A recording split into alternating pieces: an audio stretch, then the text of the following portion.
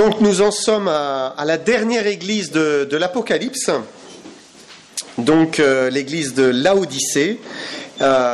Donc c'est l'église de la période qui se situe de 1900 jusqu'à nos jours. Donc l'église d'aujourd'hui, alors c'est pas la meilleure des églises, loin de là, c'est même plutôt la pire des églises. Si vous vous souvenez de l'église de Philadelphie, le Seigneur n'avait aucun reproche à lui faire. Ici, à Laodicée, c'est l'église où il n'y a rien de positif. Aucune louange, rien. Rien de remarquable, rien de plaisant dans cette église de la fin des temps. Alors ça nous remet quand même en question, en sachant que voilà, c'est l'église d'aujourd'hui, même si c'est une représentation de l'église dominante de notre temps, en fait. C'est ça, c'est une représentation de l'église qui domine dans notre temps, qui est la plus grande. Laodicée, ça peut signifier droit du peuple, domination du peuple ou vengeance du peuple. Et donc, il y a une préfiguration ici d'une église apostate qui se détourne de la vérité. Et le droit du peuple, les droits, c'est quelque chose qu'on connaît bien ici en France. On revendique souvent les droits, on oublie les devoirs. Et donc, Laodicée, c'est une église qui va rechercher ses droits. Elle va préférer satisfaire ses droits plutôt que rechercher Jésus-Christ. C'est une église qui cherche l'aspiration du peuple. Il faut contenter le peuple plutôt que de renoncer à soi-même et que de s'offrir, que de se donner à Jésus-Christ. Alors, on va lire ensemble, mais progressivement la lettre. D'abord le verset 1, ça commence ainsi. « Écrit à l'ange de l'église de Laodicée », donc chapitre 3, verset 14, c'est ça ? Oui. Écrit à l'ange de l'église de Laodicée, voici ce que dit l'Amen, le témoin fidèle et véritable, le principe de la création de Dieu. Alors Jésus se présente comme l'Amen, comme le témoin fidèle et véritable, comme le principe de la création de Dieu. Alors d'abord l'Amen. L'amen, c'est un mot hébreu qui a été retranscrit directement dans le grec, puis après dans le latin, et puis dans pratiquement toutes les langues. C'est un mot universel, c'est comme Alléluia. Partout, on dit Amen. Le mot est presque identique au mot hébreu qui signifie croire, c'est Amam. Amen, Amam. Croire ou fidèle, et ça a pris le sens de sûr, de vraiment, comme une expression de confiance absolue. À la fin des discours, déjà chez les Hébreux, on disait « Amen » pour dire « oui, c'est sûr, c'est vrai, c'est véritable ». Dire que Jésus est l'Amen, c'est celui qui est vrai, c'est celui qui est sûr, celui qui est la vérité. Et c'est une chose, oser dire « je suis l'Amen », il n'y a que Jésus-Christ qui peut dire ça, « je suis l'Amen ». Et puis il est le témoin fidèle et véritable. Parce que Jésus est venu nous témoigner de la vie éternelle, de l'amour du Père, et d'une manière fidèle. Il n'a jamais reculé devant la volonté de son Père. Fidèlement, il est allé jusqu'au bout, sans rechercher ses propres intérêts. Il est le témoin fidèle. Et ça vient s'opposer à cette église de Laodicée, qui, elle, se recherchait elle-même et qui n'était plus justement un témoin fidèle.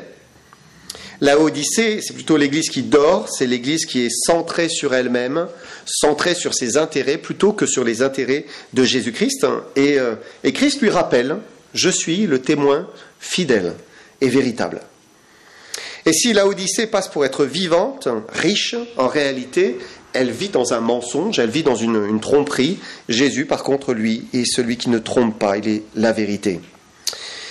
Et puis, il se présente aussi comme le principe de la création de Dieu. Dans la version Darby, littéralement, c'est le commencement de la création de Dieu. Non pas qu'il serait la première création de Dieu, comme certains aiment à le dire, mais plutôt qu'il est au commencement de la création de Dieu. Il était déjà là, il en était même l'acteur, en fait, l'acteur de la création. Il présidait à la création. Et même il y a pleinement participé, c'est pour cela qu'il en est le principe.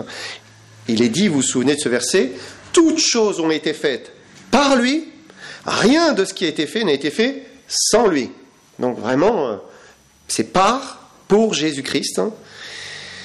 Il est aussi possible que Jésus s'introduise comme cela parce qu'à Colosse, donc Colosse qui était aussi assez proche de Laodicée, il y avait des fausses doctrines, donc des gnostiques. Et c'est pour ça que dans l'épître aux Colossiens, l'apôtre Paul va justement lutter contre ces choses et il va réaffirmer la divinité de Jésus-Christ en disant Jésus-Christ est Dieu. Et donc il est aussi le Créateur. Il est le Créateur. Sans lui, pas de commencement de création. La création s'est faite par Jésus-Christ. Il y a un autre verset, c'est Hébreux chapitre 1 et verset 2. C'est intéressant, vous pouvez le prendre. Hébreux 1, verset 2. Gardez votre main dans l'Apocalypse. Hébreux 1, verset 2. Il dit, Dieu, dans ces derniers temps, nous a parlé par le Fils. Il a établi héritier de toutes choses. Par lui, il a aussi créé l'univers. Par Jésus, Dieu a créé l'univers. Voilà la totalité de ce que l'on peut voir. Et donc, il est l'agent de la création divine. C'est un peu comme la main du Père. En quelque sorte, toutes choses ont été faites par cette main. Tout a été créé par lui. Alors, eh bien, qu'est-ce qu'il dit ? On avance dans la lettre, verset 15. Il dit, « Je connais tes œuvres. Je sais que tu n'es ni froid ni bouillant. Puisses-tu être froid ou bouillant ? Ainsi, parce que tu es tiède et que tu n'es ni froid ni bouillant, je te vomirai de ma bouche. » Pourquoi souhaite-t-il que Laodicée soit froid ou bouillant ? Donc, bouillant, on peut comprendre. Froid, on a un peu de mal à comprendre. Et c'est intéressant de regarder l'histoire de la géographie en fait de cette ville, parce que Laodicée c'était une ville qui menait à une autre ville, à la ville de Colosse. Et donc Laodicée c'était une ville qui était commerciale, importante, mais un de ses gros problèmes c'était qu'elle n'avait pas de source d'eau fraîche, elle n'avait pas de source d'eau. Alors eh bien elle faisait venir l'eau de Hiérapolis qui se situait à 15 km. Et donc, il y a encore des ruines de l'aqueduc qui a mené l'eau. Mais l'eau qui sortait à Hiérapolis, elle sortait à 95 degrés. Elle était bouillante. Et donc, petit à petit, en se rapprochant, eh bien, elle se refroidissait. Et puis, elle arrivait finalement à Laodicée, mais tiède. Elle était tiède. Et elle n'était pas très agréable. En plus, elle avait une réputation. On disait qu'elle avait un caractère émétique. Ça veut dire qu'elle donnait envie de vomir. D'ailleurs, voilà, pour certains, ça donne envie de vomir, de l'eau tiède, c'est une réalité. Et donc ça, c'était l'eau qui arrivait donc au sortir de cet aqueduc. Et à Hiérapolis, il y avait ces sources d'eau chaude qui étaient réputées pour leur vertu. C'est un peu comme ici dans les Pyrénées, on a nos sources d'eau chaude, on a nos cures thermales, donc c'est apprécié aussi.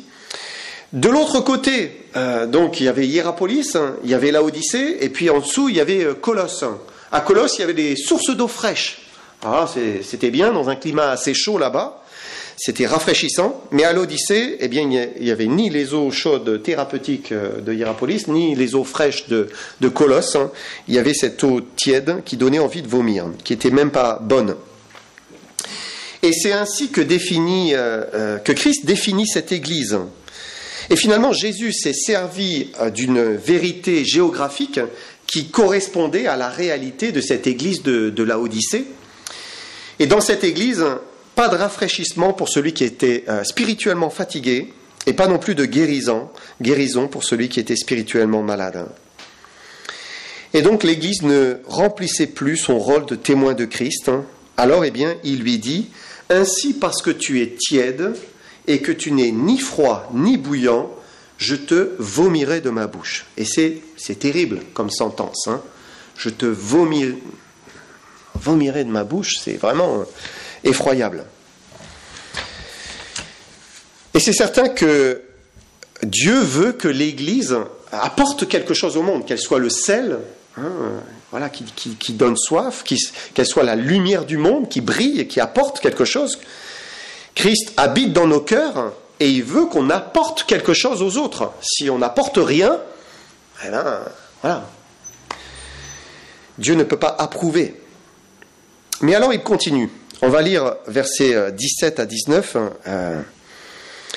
Parce que tu dis, je suis riche, je me suis enrichi, je n'ai besoin de rien, et parce que tu ne sais pas que tu es malheureux, misérable, pauvre, aveugle et nu, je te conseille d'acheter de moi de l'or éprouvé par le feu, afin que tu deviennes riche, et des vêtements blancs, afin que tu sois vêtu, et que la honte de ta nudité ne paraisse pas, et un collier pour oindre tes yeux, afin que tu vois.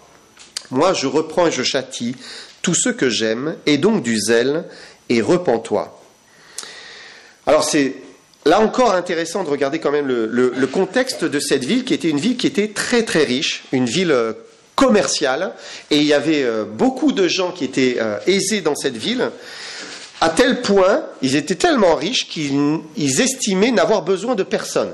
Et ça ressort vraiment quand on fait des recherches dans l'archéologie.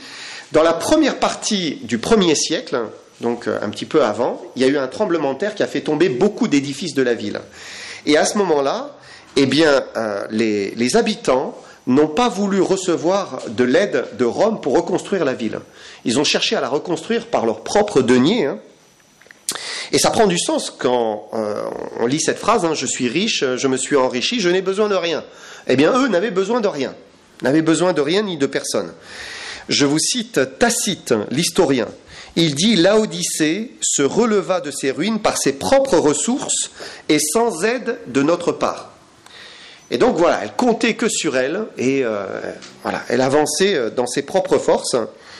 Et alors, on a retrouvé des phrases gravées même sur des édifices par nos propres forces. Donc c'était vraiment leur caractéristique. Un vaste amphithéâtre de 300 mètres de long, entouré de gradins, a été construit en 70 par un certain Nicostratus, avec la mention « par ses propres forces ». Et on retrouvait à plusieurs endroits comme ça, par nos propres forces. Et malheureusement, l'attitude de la ville, eh bien, caractérisait aussi l'attitude de l'église locale. C'est comme s'il y avait quelque chose qui avait déteint, la couleur avait probablement déteint le caractère de cette ville, aussi sur les membres de cette église, et elle se reposait sur son opulence, son abondance, je suis riche, et elle oubliait son maître, Christ. Et alors, eh bien, quand on prend en compte que ça représente aussi l'église des derniers temps, là, ça fait aussi réfléchir. Parce que c'est vrai que si on regarde l'église d'aujourd'hui, c'est l'église qui vit dans un temps où elle est riche, immensément riche, par rapport au passé. On a tout, on ne manque de rien, mais la richesse, elle présente un grand danger, parce qu'après on s'appuie, on compte sur cette richesse, et on ne compte pas sur la grâce de Dieu. On peut compter beaucoup sur des moyens matériels, et c'est incroyable parce qu'aujourd'hui on a tout ce qu'il faut, au niveau même de la littérature chrétienne, voilà, des calendriers, des Bibles, des Nouveaux Testaments, on a tout ce qu'il faut. Mais c'est plus facile de donner de l'argent pour de l'évangélisation que d'aller donner l'évangile et parler de Jésus-Christ. Et c'est ça qui est important. L'église de Laodicée dit « Je suis riche, je me suis enrichi, je n'ai besoin de rien, même pas de Christ. » Et voilà, on pourrait se dire « Mais nous aussi, on a tout, voilà, on est riche, on a tout ce qu'on veut. Et si on ne l'a pas maintenant, bon, c'est pas grave, on l'aura un peu plus tard. Mais finalement, on l'aura. » Et finalement, là devient très attachée à la vie, cette vie devient très attachée à ce qu'elle possède, et on ne pense plus à Christ, on ne pense plus à être un témoin fidèle. Et quand vous prenez dans la Bible les églises de la Macédoine, vous voyez un contraste qui est saisissant. Parce que les églises de la Macédoine, elles sont décrites comme des églises qui étaient pauvres, mais qui, dans leur pauvreté, eh bien, ont cherché à donner, à enrichir ceux qui étaient justement plus pauvres qu'eux, et peut-être même pareil, j'en sais rien, mais les églises de Jérusalem. Et ils étaient attachés à Christ. Et de la même manière, Jérusalem, qui était une église pauvre, si vous regardez au début du livre des Actes, qu'est-ce qu'ils ont fait? Ceux qui avaient, ils ont vendu et ils ont donné pour essayer d'enrichir les autres. Ils étaient attachés à Christ. Alors que ce qui caractérise l'Église d'aujourd'hui, c'est vraiment l'abondance et peut-être la tiédeur. Hein. On ne vit pas suffisamment pour Jésus-Christ. Hein. Et il n'y a pas ce désir de se sacrifier, de donner, de se priver. C'est chacun chez soi, chacun pour lui-même. Et les maisons se remplissent et les cœurs sont vides et c'est la tiédeur. Il n'y a pas d'envie de servir, il n'y a pas d'envie de s'offrir, il n'y a pas d'envie de se priver, de prendre de son argent et d'enrichir d'autres. Pas d'envie de parler du Sauveur, pas d'envie de sacrifier sa vie. Et on pourrait dire, c'est ça en fait, c'est ça la tiédeur.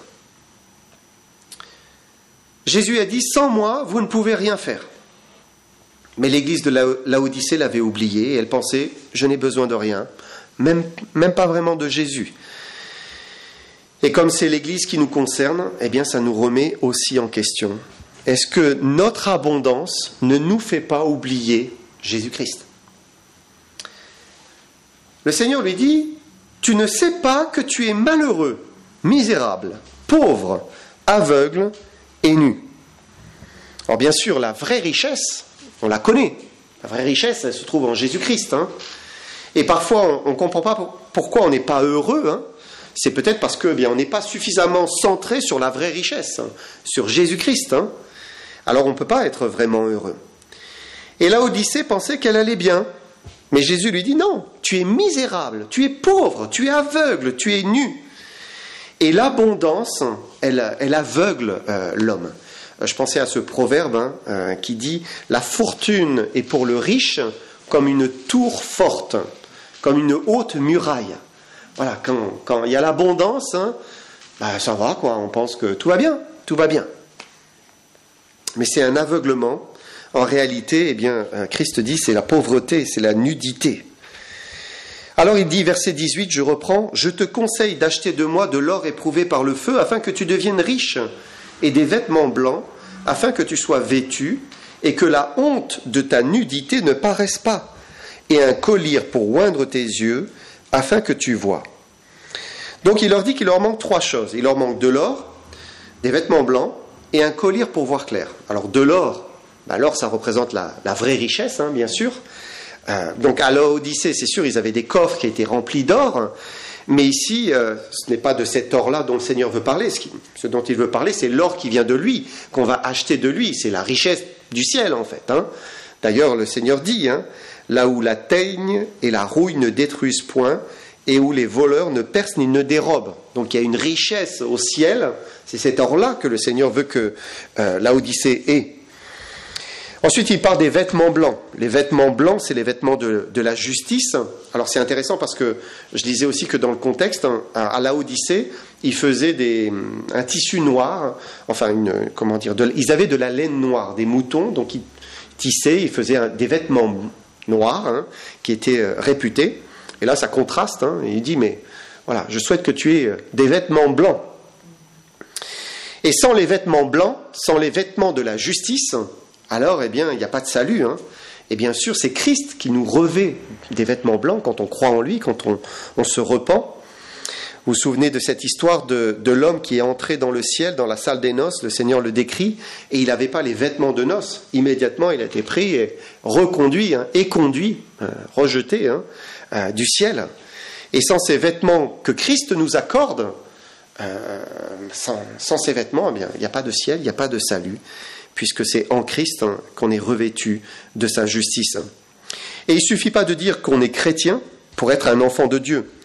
Malheureusement, beaucoup naissent dans des familles chrétiennes, beaucoup, et pourtant, ils ne sont pas chrétiens. Certains même parfois sont baptisés, et ils ne sont pas chrétiens. Ils vont à l'église, ils ne sont pas chrétiens. Ils ont une Bible, et ils ne sont pas chrétiens. Parce qu'ils n'ont pas ces vêtements de justice que Dieu donne par la foi en Jésus-Christ. Et c'est sûr qu'il faut se convertir à Jésus-Christ et recevoir ces vêtements. Alors après, on devient enfant de Dieu. Et puis il parle d'un collier. Et il dit qu'elle était nue, que son péché l'a condamnée, et elle ne le voit pas. Alors Jésus dit, mais tu as besoin d'un collier pour oindre tes yeux. Et on a encore trouvé un aspect historique pour cette ville de Laodicée, c'est qu'elle avait une école de médecine, et même il y avait un traité d'ophtalmologie d'un médecin appelé Démosthène Philalète, et on fabriquait un collier qui était fait avec la pierre phrygienne ou la poudre phrygienne, et bon, apparemment ça a aidé pour la vue. Mais bien sûr, le Seigneur veut nous parler de la vue spirituelle, la vue du cœur, hein. Et il n'y a que le Seigneur qui peut rendre la vue à quelqu'un qui ne voit pas clair, hein. Et c'est de cela dont avait besoin Laodicée, comme l'Église d'aujourd'hui. En tout cas, comme une partie de ceux qui se revendiquent de l'Église de Christ. Ils ont besoin de recevoir de Christ un collier pour voir clair. Maintenant, quand vous lisez ce texte, on se dit, mais est-ce que ce sont des chrétiens qui sont sauvés? Parce que Jésus parle de les vomir de la bouche. C'est fort, c'est très très fort, hein, les vomir de la bouche. Il leur dit, mais vous devez acheter des vêtements blancs pour être revêtus de la justice. Il leur dit qu'il faut acheter la richesse du ciel, l'or du ciel, plutôt que celui qui est ici-bas. Il leur dit qu'ils ne voient pas, ils sont complètement aveugles. Quand vous regardez tout ça, vous dites, mais en fait, il est en train de parler à une église qui est perdue, des personnes qui ne sont pas sauvées, hein, une église qui est loin de Dieu, et finalement, ça évoque un christianisme qui n'est pas sauvé, en fait, des chrétiens qui ne sont pas sauvés. Alors Jésus dit, verset 19, « Moi je reprends et je châtie tous ceux que j'aime, et donc du zèle, et repens-toi. » Et c'est intéressant. C'est intéressant de voir que le Seigneur est à la fois sévère et compatissant. Il y a les deux à la fois, hein. Il est très sévère parce qu'il dit, je vais te vomir, je vais te rejeter. C'est un dégoût, une régurgitation, hein. C'est horrible. Mais en même temps, Jésus ne les bannit pas encore. Non, non. Il dit qu'il les aime. Et on le sait, Dieu a tant aimé le monde. Un monde qui est pourtant impie, un monde qui est dans le péché, qui est très loin de lui, et pourtant il l'a aimé, il l'aime. Alors bien, s'il aime des personnes qui sont loin, loin, loin dans les ténèbres et dans le péché, à combien plus forte raison des personnes qui se réclameraient du christianisme, mais qui seraient aveugles, qui n'auraient pas les vêtements de justice, et qui ne comprendraient pas ce que Jésus leur offre. Et bien sûr, Dieu n'aime pas l'idolâtrie, il n'aime pas le mensonge, il n'aime pas le mépris de sa parole, il n'aime pas les traditions humaines qui viennent annuler sa parole, il n'aime pas qu'on aille au-delà des Écritures, il n'aime pas qu'on torde les Écritures. Mais Dieu aime le pécheur. Dieu aime le pécheur, et combien plus un pécheur qui peut-être a une démarche de piété, même si elle est imparfaite, et même si elle est dans l'erreur. Donc c'est intéressant, c'est intéressant. Il dit, et donc du zèle, et repens-toi. Et donc du zèle, et repens-toi. Alors toute l'écriture, elle est là pour notre instruction. Donc ça nous parle aussi à nous, hein, même si on est revêtu déjà des vêtements de justice, hein, parce qu'on est sauvé. Même un chrétien sauvé, peut devenir tiède. C'est une réalité. Et en tout cas, on peut faire cette application, le prendre pour nous-mêmes. Et dans la vie chrétienne, c'est vrai que parfois on s'attiédit. Et particulièrement dans les derniers temps, encore une fois, où il y a l'opulence, où il y a le confort, où il y a l'abondance des biens, abondance de plaisir, de service, finalement ça peut tuer le zèle, ça tue l'amour pour le Seigneur. Puisqu'on a ce verset qui dit « La convoitise fait la guerre à l'âme ». Elle fait la guerre à notre âme. Hein ? Et le chrétien peut perdre de vue qu'il est sur terre pour servir son Seigneur, pour lui obéir et pour faire sa volonté. Pourquoi vivons-nous ? Pourquoi vivons-nous ? Pour qui vivons-nous ? Est-ce que c'est uniquement pour nous-mêmes ou bien on vit pour Jésus-Christ ? Et Dieu, il est en train de s'adresser aux églises, le Seigneur s'adresse aux églises d'une manière générale, c'est-à-dire à tous les types d'églises au travers des siècles. Donc on l'a dit à plusieurs reprises, d'abord il y a ces 7 églises locales à qui Jésus parle. Elles existaient toutes au même moment. Et toutes étaient différentes. Et puis dans l'histoire générale du christianisme, sur 2000 ans, eh bien ces 7 églises ont toujours été présentes également, mais en différentes proportions.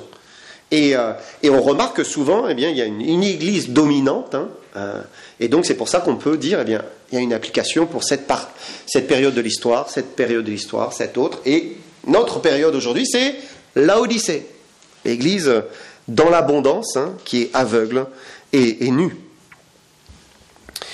Et donc, notre temps aujourd'hui caractérise l'Église, d'une manière générale, le christianisme, en fait, je dirais, d'une manière générale, qui est tiède, c'est l'esprit de Laodicée, l'esprit de l'abondance qui tue la vraie foi. Alors, eh bien, ça invite à se tenir en garde contre soi-même. Maintenant, il y a un argument, je trouve, peut-être supplémentaire, qui est intéressant, en faveur d'une église de Laodicée qui représente plutôt une église qui est sans Christ, qui n'a pas les vêtements de justice, qui n'est pas sauvée. Il dit, verset 20, « Voici, je me tiens à la porte et je frappe. Si quelqu'un entend ma voix et ouvre la porte, j'entrerai chez lui, je souperai avec lui et lui avec moi. » Et donc c'est une invitation pour cette église où finalement Christ est dehors, il est à la porte, il est à l'extérieur. On n'a pas vraiment besoin de lui, ça marche bien sans lui. Donc tout va bien. Mais Christ tend la main ici, il leur tend la main parce que son désir, c'est pas de rester à l'extérieur, c'est de rentrer, mais il faut l'inviter, il faut lui ouvrir la porte. Et la lettre à Laodicée, elle nous enseigne donc que Christ est à l'extérieur, il est absent en fait de la majorité des églises du christianisme de notre temps. Il est absent des églises qui sont dites chrétiennes. Et il demande à entrer, mais il faut qu'on l'invite. Ça veut dire qu'il n'est pas dans l'enseignement qui est dispensé, il n'est pas dans les pratiques, et il n'est pas dans les cœurs, il est à l'extérieur. Mais il voudrait rentrer. Après, ce verset, c'est aussi une invitation personnelle pour tous ceux qui n'ont pas justement reçu, ils n'ont pas été revêtus de ces vêtements de justice, pour tous ceux qui ne sont pas sûrs d'être sauvés. Alors Christ, de la même manière qu'il se tient à la porte de l'Église, il se tient à la porte du cœur et dit, mais veux-tu me laisser rentrer? Est-ce que tu veux que j'entre dans ta vie? Et on voit l'amour du Seigneur ici. Il est à la porte, il entend et il frappe. Il pourrait secouer la poussière de ses pieds et puis nous laisser. Mais ce n'est pas ce qu'il fait. Il prend patience à notre égard et il frappe pour entrer dans notre cœur. Est-ce qu'on va lui ouvrir? Et est-ce qu'on va souper avec lui et lui avec nous? C'est intéressant ça. Dans l'idée de souper, il y a l'idée de l'intimité. C'est dans l'intimité qu'on est à la même table et on partage le repas. Et Dieu veut avoir avec nous une relation intime, une relation qui est proche. Comme quand on soupe avec quelqu'un en tête à tête. Et c'est une communion finalement qu'il veut nous offrir. Simplement, il faut l'inviter. Lui dire, je veux avoir cette communion avec toi, cette intimité. Entre dans mon cœur, entre dans mon âme. Sans oublier que justement, avant de donner cette invitation, Jésus a dit, repens-toi. Il dit d'abord, repens-toi. Et ensuite, il dit, je frappe à la porte. Donc, la prière à faire, c'est, Seigneur, je te demande pardon pour mes péchés. Je crois en toi. Entre, je te laisse rentrer. Et alors là, il entre. Et il fait sa demeure en nous. Alors Jésus termine avec les versets 21 et 22. Il dit, celui qui vaincra, je le ferai asseoir avec moi sur mon trône. Comme moi j'ai vaincu et me suis assis avec mon Père sur son trône. Que celui qui a des oreilles entende ce que l'Esprit dit aux églises. Donc c'est encore une promesse pour celui qui est victorieux. Être assis avec lui sur son trône. C'est très fort quand même. Le trône, c'est le règne en fait.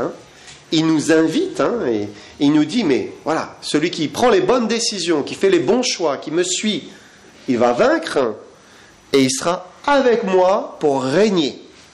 Le Seigneur nous l'a promis. Mais bien sûr, avant, il faut se repentir et l'inviter, et puis le servir fidèlement. Alors il termine, que celui qui a des oreilles entende ce que l'Esprit dit aux églises. Voilà, un message pour tous les temps, qu'on puisse avoir des oreilles et recevoir ce qu'il nous dit.